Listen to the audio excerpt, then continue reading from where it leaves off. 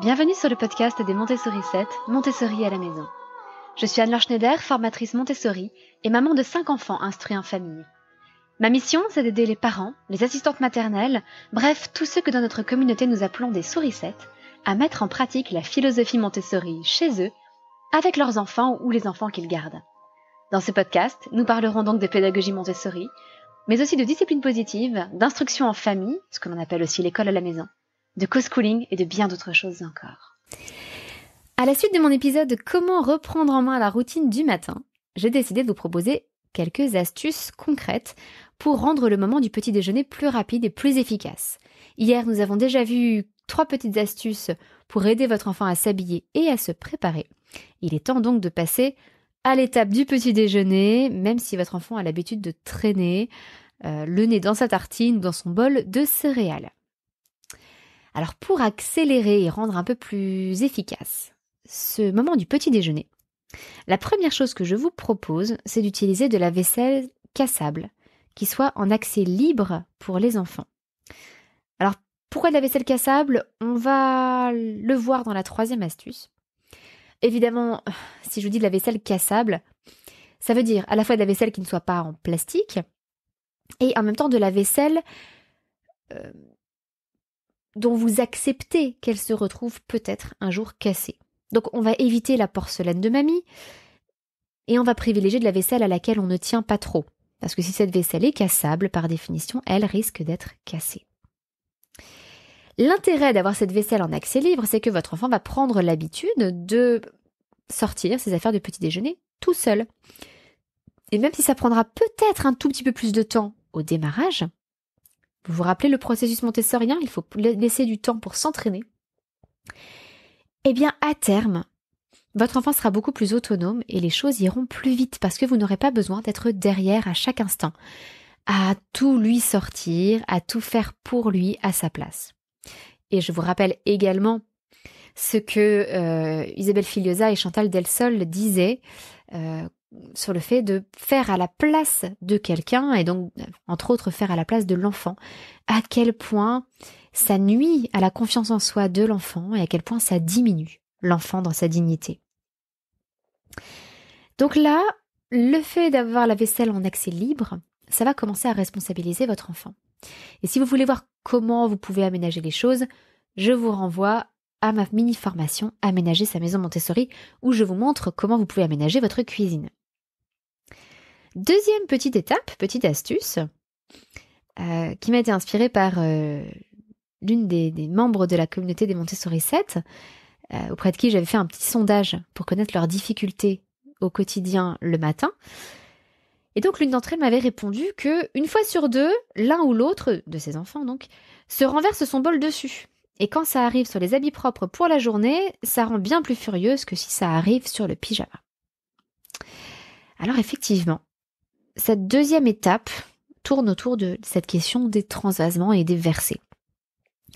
Et peut-être qu'avant tout, il faudrait se mettre d'accord sur l'ordre dans lequel on va faire les choses. Est-ce qu'on s'habille puis on prend son petit déjeuner ? L'avantage, c'est que dans ce cas-là, le petit déjeuner peut se faire sur le trajet, si jamais on est trop pris par le temps. Ou est-ce qu'on choisit de prendre le petit déjeuner avant de s'habiller ? Dans ce cas-là, il y a moins de risques de se salir. C'est un choix à faire. Mais sachant que si l'enfant commence par s'habiller, eh bien vous pouvez lui proposer de mettre un petit tablier, une blouse ou un grand bavoir à manches, même s'il est un petit peu plus grand, au moment du petit déjeuner pour préserver ses habits d'école. Et comme avec les vêtements, comme je vous en parlais hier pour l'habillage, eh bien votre enfant peut s'entraîner à verser et à transvaser. Ça fait d'ailleurs partie des premiers plateaux de vie pratique Montessori. L'enfant va s'entraîner à transvaser d'un pichet dans un autre, d'abord des pois chiches, puis des lentilles, puis de l'eau. Et petit à petit, l'enfant s'entraîne à verser. L'avantage, c'est que il devient plus autonome et en même temps, tout cela n'est possible que parce qu'on lui fournit des contenants qui sont adaptés. C'est évident que si vous demandez à votre enfant de 2 ou 3 ans de se servir de l'eau avec la grande carafe familiale ou de se servir du jus d'orange avec la grande bouteille de jus d'orange, vous allez à la catastrophe. Mais pourquoi ne pas proposer un pichet à la taille, adaptée à la taille de l'enfant, avec par exemple juste la quantité dont il va avoir besoin pour se servir en lait sur ses céréales ou pour se servir en jus d'orange. Ça ne demande pas beaucoup de préparation, c'est quelque chose que vous pouvez faire n'importe quand dans la journée, de re-remplir le pichet, à un moment où vous êtes suffisamment en forme et où vous avez de la disponibilité pour, et ça vous décharge le matin puisque votre enfant pourra se servir ensuite directement du pichet dans son verre ou dans son bol de céréales. Et puis troisième étape, l'idée va être de responsabiliser les enfants en leur apprenant à réparer leurs bêtises. Et pourquoi est-ce aussi important de responsabiliser les enfants? Vous avez deux avantages à cela. Le premier, c'est qu'on n'a plus besoin d'intervenir nous-mêmes à chaque fois pour réparer leurs bêtises. S'ils savent essuyer, éponger, balayer, eh bien nous, ça nous décharge. Mais deuxième gros avantage à ne pas négliger non plus, c'est que si l'enfant a dû réparer lui-même sa bêtise, il y a de fortes chances qu'il fasse beaucoup plus attention la fois suivante. Si un enfant a cassé une assiette, et c'est là tout l'intérêt de la vaisselle cassable, et qu'il doit passer la pelle et la balayette pour tout ramasser, évidemment on va vérifier après qu'il ne traîne pas de petits morceaux de céramique ou de porcelaine ou de verre, etc. Eh bien, si votre enfant a dû faire tous ces efforts, il y a de très fortes chances que le lendemain, il fasse beaucoup plus attention à son assiette. Alors c'est sûr, au début, les enfants prennent du temps à réparer leurs bêtises. Ils ne savent pas bien faire, et donc c'est comme pour tout. Il faut prévoir du temps pour s'entraîner, idéalement à un autre moment que le matin où vous êtes déjà très pressé. Donc ce que vous pouvez faire, c'est prévoir des moments d'entraînement avec, par exemple, les activités de vie pratique Montessori comme transvaser à l'éponge, nettoyer une table ou encore passer le balai pour que votre enfant puisse s'entraîner sans stress, dans de bonnes conditions, répéter les mêmes gestes de façon à ce que le jour où il renverse quelque chose, il puisse éponger, essuyer, balayer lui-même sans stress. Et puis enfin, encore une fois, une petite idée bonus. J'aime bien vous donner des bonus. Je sais pas vous, mais on aime bien en avoir plus que ce à quoi on s'attendait. Donc voilà un petit bonus en plus. Vous pouvez préparer un petit panier avec les essentiels du petit déjeuner. Un panier qui irait dans le frigo, avec par exemple la confiture, le beurre, le lait pour les céréales, peu importe, ce que vous prenez d'habitude. Le pichet pour le jus d'orange. Et peut-être un panier, dans le placard avec tout ce qui ne va pas au frigo. Donc ça peut être les céréales, ça peut être la pâte à tartiner peut-être si vous ne la gardez pas au frigo, etc., etc. Moi-même, c'est quelque chose que je fais pour tout ce dont j'ai besoin pour préparer mon pain. J'ai un petit panier avec ma farine blanche, ma farine complète, la levure de boulanger au cas où je n'ai plus de levain, le sel.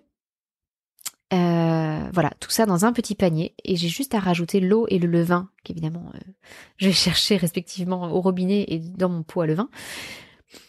Mais ça me facilite les choses, ça me fait gagner quelques minutes. Et donc ça peut être la même chose aussi pour vos enfants.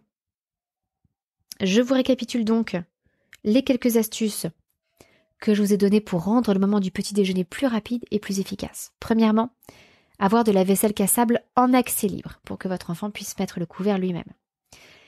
Deuxième étape, deuxième astuce, commencer par se mettre d'accord sur l'ordre. Est-ce qu'on va prendre le petit déjeuner avant ou après s'être habillé?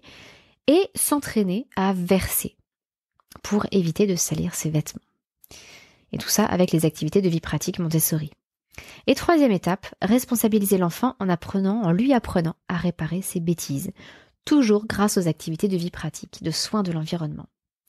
Et enfin, en bonus, pourquoi ne pas avoir un petit panier avec les essentiels du petit déjeuner dans le frigo et dans le placard? Voilà, j'espère que ces quelques astuces vont vous dépanner pour les routines du matin et vous permettre d'être un petit peu plus serein avant de partir à l'école, chez la nounou, peu importe. Je vous donne rendez-vous demain pour un autre épisode de petites astuces pour aider votre enfant à se préparer à partir plus vite et donc pour partir plus vite de la maison le matin. N'hésitez pas à aller jeter un œil à mes formations Aménager sa maison Montessori, dans laquelle j'aborde tout l'aménagement de la cuisine, entre autres, et la façon dont on peut rendre les enfants plus autonomes pour les repas. Et puis la formation Vie pratique Montessori, qui est une formation en ligne, qui n'est pas ouverte en permanence, mais allez voir si par hasard elle ne serait pas ouverte en ce moment. Si vous écoutez cet épisode en direct, elle l'est. C'est tout pour aujourd'hui, je vous souhaite une excellente journée. Votre petite sourisette, Anne-Laure.